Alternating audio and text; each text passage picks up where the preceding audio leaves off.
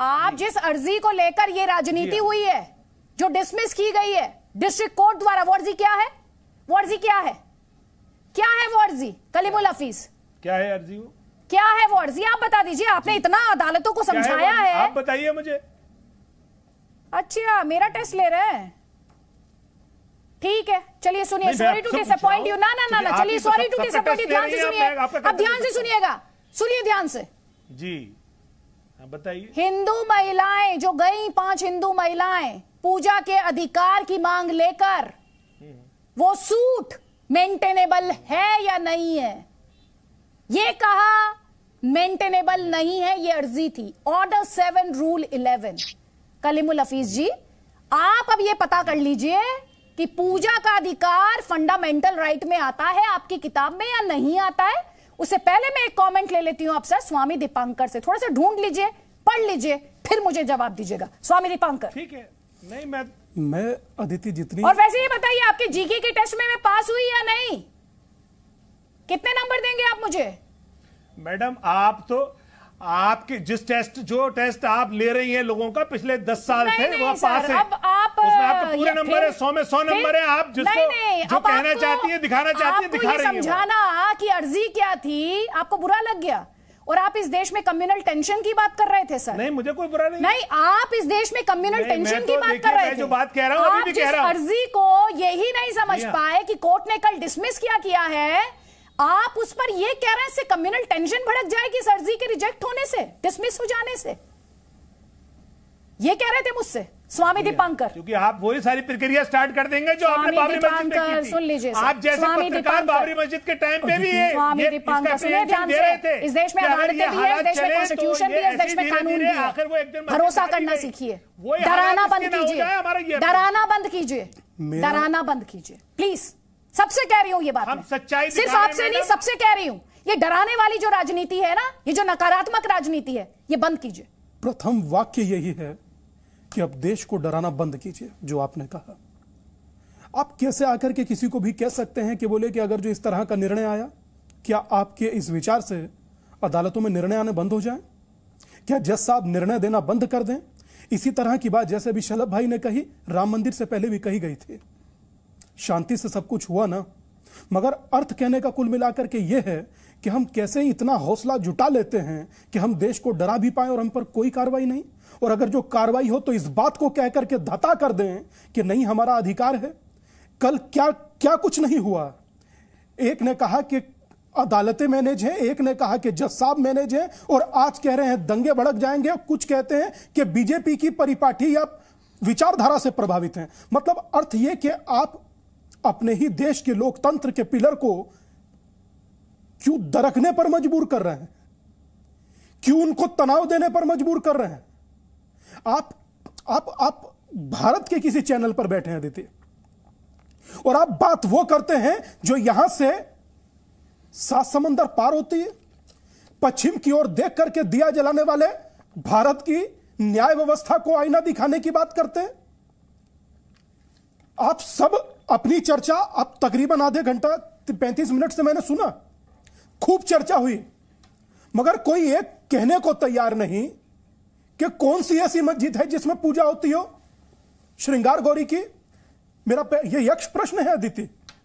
दूसरा मेरा प्रश्न है कि किस प्रकार आपकी चर्चा करने के लिए वहां से महबूबा जी बोली, यहां से कलीमुल बोले, वहां से ओवैसी जी बोले।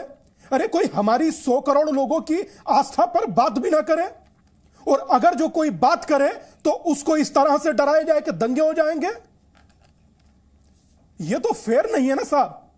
मतलब 100 करोड़ लोगों की आस्था नहीं है। जो आप कह दे वो सही, ना कोई खाता ना कोई बई। यह कितना सत्य है, यह कितनी हकीकत है, यह कितना फसाना है, आप खुद से क्यों नहीं पूछते सर? कितने लोगों की टकटकी लगाई आंखें देख रही हैं कि कोई निर्णय आए, और निर्णय आया तो क्या सुनने योग्य है कि हां भाई सुनने योग्य है? अब उस सुनने पर भी आप लोगों का ऐतराज है।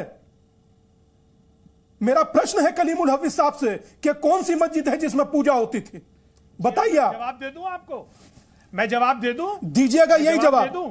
ये हमारे जो धर्मगुरु हैं दीपांकर जी, जी नहीं, आप जो हैं, मैं हैरान आपसे हूं कि आप संविधान के खिलाफ बात कर रहे हैं और टीवी पे बैठ के कितने कॉन्फिडेंस से बोल रहे हैं आप। ये मेरा संवैधानिक अधिकार है कि मैं निचली अदालत के फैसले को ऊपर की अदालत पे मैं चैलेंज करूं, और आप मेरे उस चैलेंज करने को आप ये चैलेंज कर रहे हैं। ये मेरी बात का उत्तर है, भारत की ये नहीं उत्तर देने वाले। और आपको टीवी एंकर टोक नहीं रही है। ये हमारा अधिकार है कि हम निचली अदालत के कोई फैसले को ऊपरी अदालत को समझाएंगे। कलीमुल हफीज मना कर सकते हैं ना कलीमुल हफीज आप अदालत को समझा देंगे, अदालत को ज्ञान दे देंगे। आप एंकर को भी समझाएंगे कि एंकर को कब बोलना चाहिए और कब चुप हो जाना चाहिए। आप सवाल उठाना ना, आपसे सवाल इसलिए था कि अदालत की मंशा पर सवाल है। आप गुमराह मत कीजिएगा इस डिबेट में। नहीं, आप अदालत की मंशा पर सवाल उठाने पर आपत्ति है, अदालत के फैसले को चैलेंज करने पर किसी को आपत्ति नहीं है। ये कंफ्यूजन आपके मन में होगी, मुझे पूरा यकीन है। जो 200 दर्शक देख रहे होंगे उनके मन में कोई कंफ्यूजन नहीं है। और दूसरी बात, जैसे सवाल पूछना आपका हक है ना, जैसे सवाल पूछना आपका हक है, ऐसे ही सवाल उठाना किसी और का भी हक है। आप सवाल उठा सके ये आजादी आपको मिलती है, और दूसरा सवाल उठाए तो आपको बुरा लग जाता है। स्वामी जी तो बहुत सेलेक्टिव है सर आप। थोड़ी देर पहले अभी शलभमणि त्रिपाठी ने आपसे कहा था, शलभमणि त्रिपाठी ने आपसे पूछा था जब ताजमहल पर अदालत ने फैसला दिया तो क्या वो मैनेज्ड फैसला था? तब आप चुप रह गए, आपने तो एक लाइन में जिक्र नहीं किया, एक लाइन नहीं आपने कही। देखिए, अदालतों का काम है इंसाफ करना। नहीं, और इंसाफ किया या नहीं किया ये आप तय करेंगे। तो इंसाफ किया या नहीं किया ये आपकी सुविधा की राजनीति तय करेगी। आप तय करेंगे सर, आप तय कर देंगे।